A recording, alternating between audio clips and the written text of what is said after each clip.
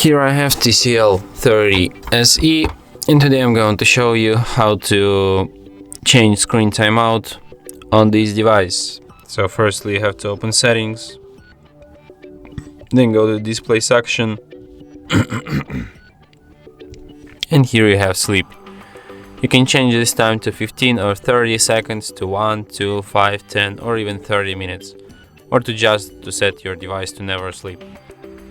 I'll set it on 2 and we'll be glad with that. And that's it. Thanks for watching. If you find this tutorial useful, don't forget to hit that like button and subscribe to our channel.